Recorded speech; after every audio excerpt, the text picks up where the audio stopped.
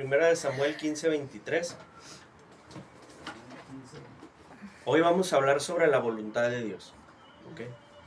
Entonces, Primera de Samuel 15:23 dice, porque como pecado de adivinación es la rebelión, y como ídolos e idolatría la obstinación, por cuanto tú desechaste la palabra de Jehová, él también te ha desechado para que no seas rey. ¿Le puedes prender al aparato, por favor? Está prendido. Ah, ok. Entonces, ahí está. Entonces, vemos, estábamos viendo en la escuela dominical el Salmo 3, donde habla sobre la vida de David. En la vida de David, 1 Samuel 15:23, en la vida de David, vemos en el Salmo 3 cómo es perseguido por su hijo Absalón, por la rebelión, ¿verdad? Entonces, vemos cómo él, a pesar de todas las personas que se levantaron contra él, todos los ejércitos, toda la gente, él cumplía la voluntad de Dios. Amén. Es bien difícil cumplir la voluntad de Dios. Veíamos, por ejemplo, en este caso, en la vida de David, cuando este hombre lo está traicionando su propio hijo. O sea, cuando es alguien de tu familia, de tus amigos cercanos, de tu círculo social, sí, en el que tú estás, porque te aceptaron, porque todos buscamos a veces aceptación de un círculo social. Entonces, muchas de las veces es muy difícil y nos nubla el entendimiento. Entonces, vamos a ver el primer caso, el primer caso es Samuel, ¿sí? Samuel, vemos aquí como anteriormente Samuel recibe un llamado. Samuel no era sacerdote directamente, sino que su mamá Ana era estéril y ora a Dios, pide, clama, y como Ana recibe un hijo, Ana le dice, si me llegas a dar un hijo, te lo voy a dar a ti, Señor. Entonces cuando nace Samuel, dice, ¿sabes qué?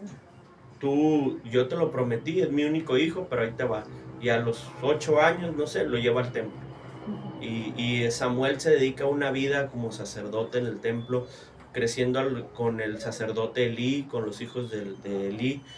Pero este niño escucha la voz de Dios desde muy niño.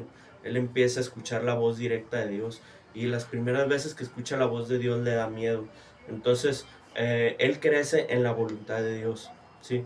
Pero llega a este punto donde él ya es el sacerdote, Elí ya no estaba, los hijos de Elí tampoco estaban. Entonces llega a este punto donde él tiene que ungir a un rey. Entonces le dice, va él a la casa de Saúl, y pues resulta que unge a Saúl como rey, ¿verdad? Saúl era de la tribu de Benjamín, si no mal recuerdo. Entonces no era de la tribu de Judá, vendría siendo de Israel del norte, ¿sí? Entonces por eso es después el pleito de la división de Israel del norte y Israel del sur. Y es una división, unos a favor de Saúl, otros a favor de David, y ahí existe una serie de pleitos, ¿no? Pero no nos vamos a enfocar en eso. Dice, porque como pecado de adivinación es la rebelión. O sea, lo compara con la brujería, ¿sí? Lo compara exactamente con la brujería. Entonces, vemos cómo dice, como pecado de adivinación es la rebelión. Entonces, Samuel se encuentra afligido, Samuel se encuentra abatido, porque cuando unge a Saúl, no nada más se había convertido en el rey que él había ungido, sino había sido su amigo. Se había encariñado con él, lo había ungido cuando estaba joven, y este chamaco, este niño, este joven, se había convertido para él en alguien que él le había agarrado cariño, le había agarrado estima. Entonces, aquí en este versículo, 1 Samuel 15:23, dice, porque como pecado de adivinación es la rebelión. O sea, la adivinación la compara con la rebelión. Y luego dice, como ídolos e idolatría la obstinación, o sea, los tercos, la terquedad. Cuando uno sabes que estás mal y aún así, no, pero tienes que ganar la partida, ¿no? Y no, pues, ¿cómo? Sí, entonces sabes bien que estás mal, sabes bien que así no es, pero pues tú la quieres ganar y la ganas, ¿no? ¿Por qué? Por insistente, le dicen hoy, ¿no? Por terco, más que nada. Entonces, la idolatría la compara con la obstinación, con la terquedad. Dice, por cuanto tú desechaste la palabra de Jehová, le está diciendo Dios a Saúl, dice, él también te ha desechado para que no seas rey. Y el mensajero era Samuel. Entonces, aquí Samuel está experimentando un dolor muy grande porque tenía que cumplir la voluntad de Dios, tenía que dar ese mensaje. Qué bonito es cuando tú tienes que dar un mensaje de parte de Dios, pero es un mensaje de prosperidad, sí. Es un mensaje de que no vas a crecer y te vas a desarrollar y qué bonito dar ese tipo de mensajes, ¿no? Pero qué difícil es dar un mensaje de parte de Dios cuando es un mensaje duro, cuando son para la persona malas noticias, cuando a la persona se le va a ser quitado algo, y más cuando es un ser querido tuyo. Qué difícil es cumplir la voluntad de Dios, qué difícil es cumplir la voluntad del Dios Todopoderoso cuando van inmiscuidos nuestros familiares. En este caso había sido Saúl, se había convertido en un amigo para Samuel. Vámonos al versículo 35. Dice, y Samuel, que el 15:35 dice, y Samuel no volvió a ver a Saúl hasta el día de su muerte. Y Samuel lloraba por Saúl. Y Jehová se había arrepentido de haber puesto a Saúl por rey sobre Israel. La pregunta del millón. Dios todo lo sabe. Dios es omnisciente. Dios sabía que a Adán y Eva le iban a fallar en el huerto del Edén. Sí. Dios sabía que Judas lo iba a traicionar. Sí. Dios sabía que Saúl iba a fallar. Sí. Pero Dios es un caballero. Dios siempre nos da una oportunidad. Dios siempre nos da una oportunidad. Dios nos da la oportunidad de que nosotros hagamos las cosas bien. Aún si fuera uno de los tiranos, no voy a mencionar su nombre, de la historia de la humanidad, y le hubiera pedido hacer las cosas bien a Dios, Dios le hubiera dado chance de hacer las cosas bien. No le hubiera puesto el camino fácil, pero hubiera dadole chance de hacer las cosas bien. ¿Por qué? Porque por parte de Dios no queda. Dice la Biblia, el que suelta el arado, dice, no es digno de ser mi discípulo. El que suelta el arado es uno, no Dios. Es más fácil que nosotros seamos los que renunciemos a la palabra, los que renunciamos a Dios, que sea Dios el que renuncia a nosotros. Dios nunca renuncia a nosotros. Dios nunca nos abandona. Nosotros somos los que lo abandonamos. Nosotros somos los que renegamos. Nosotros somos los que lo cuestionamos, ¿sí? Nosotros somos los que le hacemos cuestionamientos sobre la maldad de la humanidad, sobre el pecado del mundo, sobre por qué permites esto, por qué permites eso. Pero somos nosotros mismos los que hemos causado todo eso. Por nuestra maldad en la humanidad, por nuestra rebelión en la humanidad. Pero alguien, es como cuando le dices a un hijo, ¿no? Que le dices, ¿quién dejó esto tirado? Nadie, pues ¿quién va a tener la culpa? Le echas la culpa al que esté más cerca, ¿sí? Pero uno no la va a tener. Entonces es lo mismo. O sea, es que Dios. ¿Y por qué Él? Si los que estamos viviendo aquí en la tierra somos nosotros.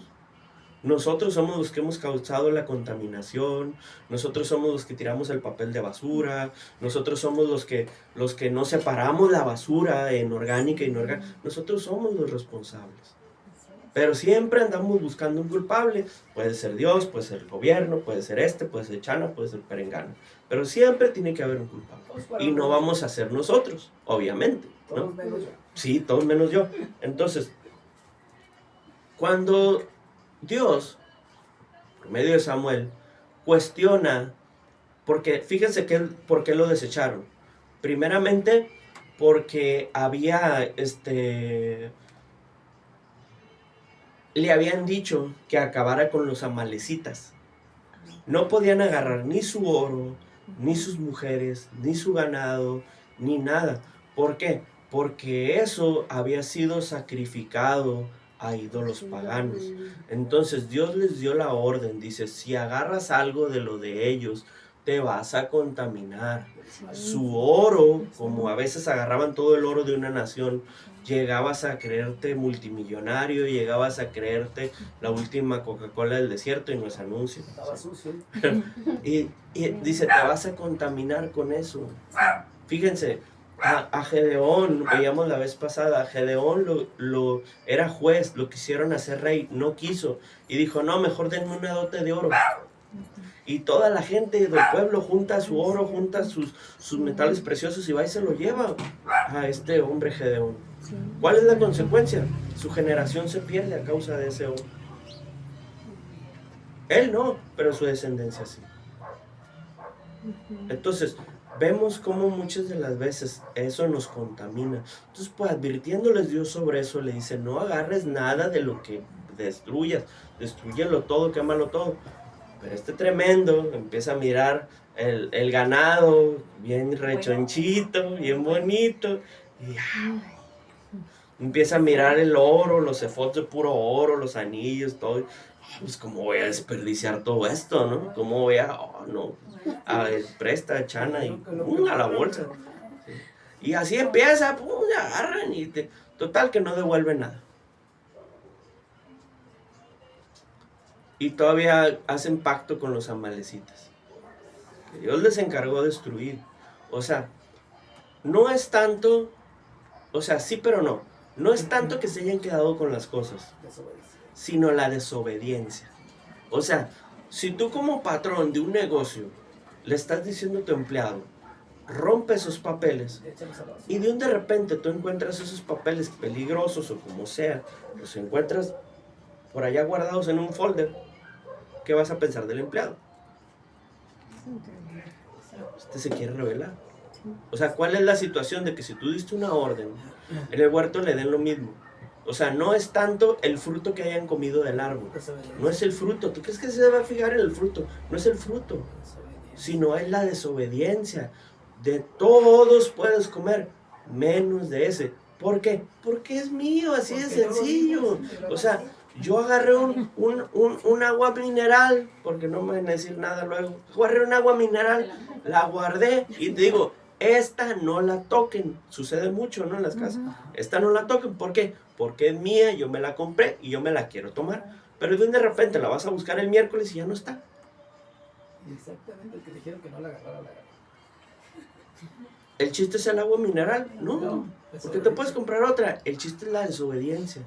Que yo la compré, era para mí, no debían de tocarla y la agarraron. ¿Por qué? Porque era un lujo que yo me quería dar, porque era mi dinero. No tengo que darle explicaciones a nadie. Ahí en el Edén pasó lo mismo. ¿Por qué? Porque no quiero que lo agarres y ya. El papá tiene que darle explicaciones al hijo por qué no debe de meter los dedos al enchufe. No, las da porque para que el hijo entienda, porque sabe bien que todo mundo lo va a hacer, ¿sí? Pero no tiene el papá por qué darle explicaciones al hijo. Solo le da la orden y ya. No los metas y punto. Pero cuando hay un hijo por ahí creativo, va a ir a calar. Tiene poder. Dice uno, bueno, en mi mente, ¿no? Cuando era chiquito, no le voy a meter los dedos, pero voy a agarrar un alambre. Más inteligente. Tiene poder. Te bota por allá de aquel lado. Entonces, la desobediencia. Y en el versículo anterior Dios está comparando la desobediencia con la idolatría y con la terquedad. Entonces, el 15:35 dice, y Samuel no volvió a ver a Saúl hasta el día de su muerte. Y Samuel lloraba, dice, porque Saúl lloraba por Saúl, y Jehová se había arrepentido de haber puesto a Saúl por rey sobre Israel. Entonces dice el 36, no, dijo el 16:1, dice, y dijo Jehová a Samuel, ¿Hasta cuándo llorarás a Saúl, habiéndolo yo desechado, para que no reine sobre Israel? Sencillo. Qué difícil es cumplir la voluntad de Dios cuando van inmiscuidos mis sentimientos. Qué difícil es cumplir la voluntad de Dios cuando va inmiscuido un amigo dentro de la voluntad de Dios. Por ejemplo, ahí le va un ejemplo sobre la amistad. ¿Qué dice, qué representa la mano? Cuando dice uno, es que es mi mano derecha, ¿qué representa? Que es un amigo muy íntimo, ¿no? Un amigo al que tú le tienes mucha confianza, al que a lo mejor tú puedes dejarle, quizás, ¿no?, las llaves de tu casa y saben que no te va a robar nada. Eso es una mano derecha. Fíjate lo que Dios dice. Dice, porque mejor es entrar al reino de los cielos, dice, sin tu mano, que a que todo tu cuerpo sea echado al infierno. No se refiere a que te quiten la mano, se refiere a la amistad. Es una parábola. O sea, dice, si tu amistad te es propicio para no entrar al cielo, quítatela y échala fuera. Que mejor es entrar sin tu mano, refiriéndose a la amistad, pero cuando es un amigo que me cae muy bien, que me hace reír, pero sabes bien que te va a afectar, porque a lo mejor ese amigo, esa amiga, es el que te hace tomar. A lo mejor ese amigo, esa amiga es el que te invita a lugares donde no está bien ir. O sea, siempre en el pecado, cuando hablamos de pecado, siempre tienes que a detectar la fuente del pecado, no el pecado en sí, sino la fuente. Entonces, cuando tú ya detectas la fuente, a veces es una amistad. Puede ser un lugar, puede ser cualquier cosa, ¿no? Pero puede ser una amistad. Entonces, cuando tienes que cumplir la voluntad de Dios, qué difícil es cumplir la voluntad de Dios cuando no te quieres deshacer de esa mano derecha. Qué difícil es cumplir la voluntad de Dios cuando van inmiscuidos mis sentimientos. Veíamos hace rato en el Salmo 3 en David. Qué difícil era para David cuando era su hijo el que se estaba rebelando. Aquí dice que Samuel estaba, ¿qué? Estaba alegre, estaba llorando, estaba agüitado. Pero fíjese, cumplió la voluntad de Dios. Le dolió, le pesó, pero cumplió la voluntad de Dios. Agarra, tira el mensaje, pero su humanidad estaba frustrada. Su humanidad es cosa que viene Dios en persona y le dice, ¿hasta cuándo llorarás a Saúl, habiéndolo yo desechado? No cuestiona tanto a Saúl o su amistad con Saúl, sino cuestiona más bien que su lloro por cumplir la voluntad de Dios. ¿Sí? Vámonos a 2 de Samuel 18:33. Estábamos en 1 de Samuel, ahora váyase al 2 de Samuel, que es el libro que sigue, y váyase al capítulo 18, el versículo 33. Dice, el llanto de David por Absalón. Entonces el rey se turbó y subió a la sala sobre la puerta y lloró. Y yendo decía así, hijo mío Absalón, hijo mío Absalón, ¿quién me diera que muriera yo en lugar de ti? Absalón, hijo mío, hijo mío. El mismo tema. Para David, qué difícil es cumplir la voluntad de Dios, sabiendo que el que se estaba rebelando contra él era su propio hijo. Qué difícil es cumplir la voluntad de Dios cuando van inmiscuidos nuestros sentimientos, cuando van inmiscuidos nuestras emociones. ¿Sí? Es muy difícil. Les decía en la escuela dominical, o sea, es bien fácil cuando alguien vemos que le falta amor, le es bien fácil decirle, te falta amor en tu vida, no, ve y llénate de amor. Es bien fácil. Cuando ves que le falta fe, llénate de fe, la fe es imposible agradar a Dios sin fe, llénate de fe. Cuando viene la duda, no, pues quita la duda, pon fe. Y es bien difícil, es bien fácil dar el consejo. Pero cuando somos nosotros y nuestra familia, cuando somos nosotros y nuestros sentimientos, Cuando es un problema matrimonial, qué difícil. ¿Por qué? Porque van inmiscuidos mis sentimientos. Porque cuando ya se mezclan mis sentimientos, a veces nos nubla el entendimiento. Y es muy difícil para nosotros poder llegar a tener muchas decisiones que nosotros tomamos cuando van inmiscuidos nuestros sentimientos son decisiones erróneas. Donde dejamos matrimonios, dejamos trabajo, dejamos esto, lo otro. O dicho de otra forma, personas que aceptan una vida llena de infidelidades, una vida llena de golpes, una vida llena fea, pues. ¿Por qué? Porque ahí quiere uno estar. Recibiendo golpes, recibiendo infidelidades. O sea, qué difícil, pues, ¿sí? Y cuando van inmiscuidos nuestros sentimientos, las emociones, ¿sí? El consejo ahí se nos olvida. Por eso es bien difícil, dice uno, es que es bien difícil agarrar tu propio consejo. Sí, por mis emociones. Porque ya uno se queda puesto en que, ay, es que, mira, ahí te va. Ahí te va. Cuando están jugando los niños, ¿no? Y que un niño, por accidente, lo que quiera, le pega al otro. ¿Qué dice uno cuando no son los de uno? Es que son niños. ¿Sí o no? Pero cuando se descuentan al de nosotros, ¿qué dice uno? ¿A poco uno dice que son niños? Andamos haciendo grilla y van con la maestra y van con... No, es un desastre uno. El mío no hace nada. Pues le digo, cuando van inmiscuidos mis sentimientos, es bien difícil agarrar el consejo. O sea, estamos hablando de cumplir la voluntad de Dios. De eso se está tratando este tema.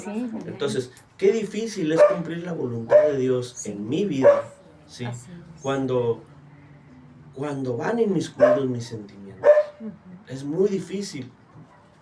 Lo primero que piensa uno, tiro el matrimonio, tiro el trabajo, tiro esto, tiro lo otro. Entonces, es bien difícil cuando mis emociones van inmiscuidas, nos nubla por completo, nos ciega, ¿sí? Entonces, es de sabios pedir ayuda. Si el problema es espiritual, con el pastor.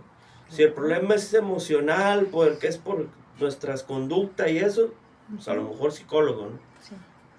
Y si el problema es, mire, hay muchos casos, y más cuando la pareja llega a la menopausia o a la andropausia en el hombre, ¿sí? Hay muchos casos de divorcio. Y este no es un problema ni psicológico, ni es un problema del pastor. Es un problema de doctor. Sí. Nada más. Sí, así es. Es tan fácil. Pero a veces uno no sabe reconocer, no sabe pedir uno ayuda. Y llega uno a la menopausia, a la andropausia, y de repente, en lugar de pedir ayuda, se hace uno el fuerte. Sí. No, es de sabios pedir ayuda. Es de sabios decir, hasta aquí llegué. Es de sabios decir, no puedo, hasta aquí yo obtenía, ocupo ayuda. Es de sabios. Pero muchas de las veces, le digo aquí, o sea, Samuel era recto en su camino, era justo el hombre. Y aún así lloró por Saúl. ¿Por qué? Porque su humanidad, sus emociones lo movía, ¿sí? Como a todos. ¿Qué pasó con el de los Salmos, Asaf? En el Salmo 73. Sí. Era un hombre de Dios, toda la vida había estado en el templo, nació en el templo y murió en el templo. Y dice, ¿qué dice? En tanto a mí, dice, por poco resbalan mis pies, por poco caigo, dice, porque tuve envidia de los arrogantes. Entonces, si era un hombre de Dios, o sea, qué difícil es cumplir la voluntad de Dios cuando van inmiscuidos mis sentimientos. Jeremías 14, 19, está Salmos, luego está Proverbios, Eclesiastés, Cantar de los Cantares, luego sigue Isaías y luego Jeremías. Dice 14, 19, ¿Has desechado enteramente a Judá? Jeremías le está preguntando a Dios. Y le hace 2, 3, como 4 preguntas, 3 preguntas. Le dice la primera, ¿has desechado enteramente a Judá? Número 2, ¿ha aborrecido tu alma a Sión? Número 3, ¿por qué nos has herido sin que haya curación para nosotros? Y luego le hace una observación. Dice, nosotros estábamos esperando paz y no hubo bien alguno. Segunda observación, tiempo de curación y nos diste turbación. Entonces, ¿por qué estaba diciéndole Jeremías estas cosas? Porque estaba dolido. Dios había desechado en ese momento. Esto ocurrió cuando fueron de esclavos a Babilonia, ¿sí? 70 años. Y fue alrededor del 321 más o menos antes de Cristo. Entonces van para allá pues de esclavos, ¿no? Entonces Jeremías se duele porque Dios ha desechado al pueblo. Entonces le dice, ¿nos has desechado enteramente o solo es un castigo? Dice la segunda pregunta, ¿nos has aborrecido por completo o solo estás molesto con nosotros? ¿Sí? Y luego le dice, ¿por qué nos has herido sin curación? Porque Dios, vemos en el libro de los jueces, que Dios castigaba al pueblo y lo perdonaba. Lo dejaba nada más 20, 30 años y ¡pum! Mandaba un juez. Hubo 12 jueces, 12 en el libro de los jueces. ¿Por qué? Porque siempre pasaban por rebelión y Dios los perdonaba. Los dejaba 30, 40 años, cuando ya el pecado era mucho, ¡pum! Les mandaba un juez para que los liberara de la opresión. Y otra vez, y siempre los estaba perdonando. Y aquí los abandona por completo. Entonces, por eso le dice Jeremías, le dice, bueno, o sea, en pocas palabras, qué difícil es cumplir la voluntad de Dios cuando vemos a todo un pueblo sufriendo. Pero no por causa de Dios, por causa del pecado del pueblo. Porque le digo, muchas de las veces le echamos la culpa a Dios de nuestras propias acciones. Nosotros somos los que decidimos pecar, nosotros somos los que decidimos cometer las acciones esas. ¿Dónde dice que está el Padre? En el cielo, en su trono. ¿Dónde dice que está el Hijo? Sentado a la diestra de Dios. ¿Sí? Entonces, ¿quién está aquí físicamente en presente, físicamente en el planeta Tierra haciendo las acciones? El Espíritu Santo. Nosotros. Nosotros somos los que estamos viviendo. Nosotros decidimos comer, nosotros decidimos tomar agua, nosotros decidimos gobernar, nosotros decidimos. Entonces, ¿por qué Dios va a tener la culpa de algo que nosotros estamos haciendo aquí en la tierra? Si yo decido tirar un papel de basura, ¿por qué va a tener la culpa Dios? Si yo soy el que lo estoy tirando. Mi vecino, ¿a quién tiene que cuestionar? ¿A Dios o a mí? A mí, porque yo soy el que lo estoy tirando. Dios que tiene la culpa. Entonces, aquí sucede lo mismo. Jeremías está dolido. Cumplió la voluntad de Dios, tiró el mensaje, pero le está preguntando a Dios. Dice en el Jeremías 9:1, dice, oh, si mi cabeza se hiciere aguas, refiriéndose al dolor de cabeza que traía en ese momento. A mí se me figura como a derrame de aguas, ¿no? Como a derrame cerebral, algo así. Dice, y mis ojos fuentes de lágrimas. Imagínense, cuando uno estás pasando por un problema que no puedes parar de llorar, yo pienso que sí nos ha pasado, ¿no? Un problema que no puedes dejar de llorar y las lágrimas te siguen saliendo. Imagínense, así estaba por el pueblo. Entonces, qué difícil es cumplir la voluntad de Dios cuando nosotros, cuando están mezclados mis sentimientos. Vámonos al libro de Job. Job está antes de los Salmos, está Job y luego siguen los Salmos. Dice Job 1:20 al 22. Dice, entonces Job se levantó y rasgó su manto y rasuró su cabeza y se postró en tierra y adoró. Y dijo, desnudo salí del vientre de mi madre y desnudo volveré allá. Jehová dijo y Jehová quitó, sea el nombre de Jehová bendito. En todo esto no pecó Job, ni atribuyó a Dios propósito alguno. Job acababa de perder a sus 10 hijos. Perdió sus 10 hijos, su ganado, sus empleados, los perdió. ¿Por qué? Porque el enemigo le pidió autorización a Dios para poder tocar su vida. En ese momento Job era Bill Gates, Job era Elon Musk, era el más rico de todo el planeta Tierra. Entonces la teoría del enemigo es, sí, es justo, porque la Biblia empieza diciendo en el libro de Job que Job era justo. Entonces dice, ¿sabes qué? Es justo, sí es cierto, pero porque le das todo, porque es millonario, porque es esto, porque es lo otro, porque tiene... Entonces le dice Dios, ok, te doy permiso de que le quites todo, entonces vas a ver que de todos modos me sirve. Y pasó eso, le quita todo y Job sigue siendo fiel a Dios. Y se le devuelve, dice la Biblia, se le devuelve el doble. Cuando termina la prueba, porque solo era una prueba, cuando termina la prueba, se le devuelve el doble. El doble de hijos, el doble de rebaño, el doble de siervos, el doble de todo. ¿Sí? Entonces, pero cuando pierde los hijos,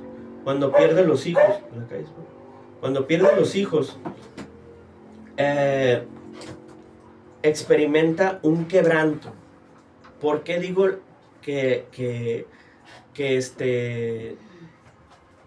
el dolor de los hijos?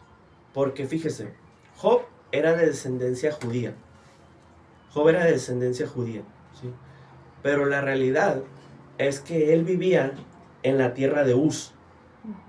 La tierra de Uz estaba en Babilonia, en un país extranjero, ¿sí? En un país extranjero, era tierra de Uz. Entonces, los hijos, pues, no tenían costumbres judías. No. Los hijos tenían costumbres de Babilonia, y Babilonia era 100% pagano, ¿no? Entonces, la esposa de Job tampoco era justa. La esposa de Job era una mujer de Babilonia, no era judía, ¿sí? Entonces, la escritura menciona que Job se presentaba todos los días delante de Dios con 11 ofrendas, la de él y la de sus hijos, pero no se presentaban los hijos. ¿Qué quiere decir? Lo mismo que le digo, los hijos no presentaban costumbres judías, no presentaban costumbres del pueblo de Dios. Este ataque no es por la maldad de los hijos, este ataque es una prueba y es un ataque del enemigo. Este ataque no ocurre porque los hijos eran malos, porque la esposa era mala, no. Este es otro tipo de ataques, por eso lo estamos viendo. Es un ataque que le ocurre a Job por ser justo. El enemigo quiere que se zarandee y reniegue de Dios. El enemigo quiere que ya no le sirva al Señor, que deje ese camino justo en el que está y que reniegue de Dios y que se aparte el camino. Es lo que quiere el enemigo. Entonces, pero ¿cuál era la voluntad de Dios aquí? En las pruebas, en los desiertos que pasamos en la vida, la voluntad de Dios, porque la voluntad de Dios siempre existe en todo. Por eso dice que a la Biblia, que a todos los que aman a Dios las cosas ayudan para bien, todo ayuda para bien. ¿Cuál era la voluntad de Dios en medio de una prueba del enemigo? Mantenerse fiel. Mantenerse fiel, porque es bien fácil mantenerse fiel aquí en la iglesia, pero qué difícil es mantenerse fiel cuando estoy en la prueba ya peleándome con el marido, con la esposa. Qué difícil es mantenerse fiel cuando tengo problemas con los hijos. Qué difícil es mantenerse fiel cuando tengo un problema con la familia, cuando tengo un problema con el vecino. Qué difícil es mantenerse fiel. Entonces, cuando vienen ese tipo de pruebas, la voluntad de Dios, porque es lo que estamos hablando, la voluntad de Dios es mantenerse fiel. Y muy difícil cuando van mezclados mis sentimientos. Entonces, siempre debemos de buscar la voluntad de Dios, no mi voluntad. No lo que yo quiero, no lo que yo deseo, no lo que yo espero. Muchas de las veces la gente se frustra y se aleja del camino de Dios. ¿Por qué? Porque la gente está esperando cierta cosa y cuando las cosas no les llegan como ellos querían, como ellos deseaban, nomás se alejan de Dios. ¿Por qué? Porque buscaban la voluntad de Dios No, porque busco mi voluntad. Amén. Con esto vamos a cerrar. Dios los bendiga, Dios los cuide, Dios los guarde. Bendiciones.